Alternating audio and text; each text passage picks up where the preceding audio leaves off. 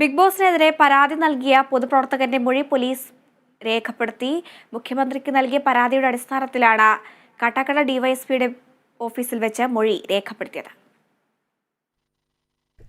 അക്രമം, അശ്ലീലം എന്നിവയെ ഒരു മറയുമില്ലാതെ അവതരിപ്പിക്കുന്നുവെന്നും ഇത് സമൂഹത്തിന് തെറ്റായ സന്ദേശം നൽകുന്നുവെന്നാണ് പൊതുപ്രവർത്തകനായ അജു കെ മധു നൽകിയ പരാതിയിലുള്ളത്.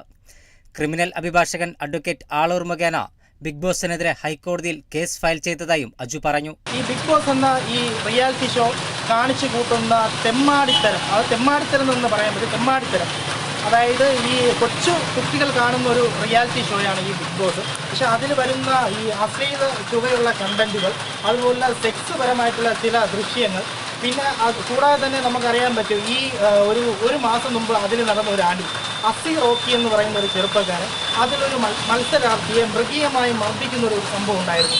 ഈ രണ്ടും കൂട്ടിച്ചേർത്തുകൊണ്ടാണ് ഞാൻ ഏഷ്യാനെറ്റ് എന്ന് പറയുന്ന ഒരു പ്രമുഖ ചാനൽ സംപ്രേഷണം ചെയ്യുന്ന ബിഗ് ബോസ് എന്ന പരമ്പരയ്ക്കെതിരെ ഞാൻ കേസ് ഫയൽ ചെയ്തത്. ബിഗ് ബോസിനെതിരെ എറണാകുളം സ്വദേശിയായ അഭിഭാഷകൻ നൽകിയ മറ്റൊരു ഹർജിയിൽ പരിപാടിയുടെ ഉള്ളടക്കം പരിശോധിക്കാൻ ഹൈക്കോടതി നേരത്തെ നിർദ്ദേശം നൽകിയിരുന്നു. കേന്ദ്ര വാർത്താവിനിമയ മന്ത്രാലയത്തിനാണ് കോടതി നിർദ്ദേശം നൽകിയത്. സംരക്ഷണ ചട്ടങ്ങൾ ലംഘിച്ചിട്ടുണ്ടോ എന്ന് പരിശോധിക്കാനാണ് നിർദ്ദേശം.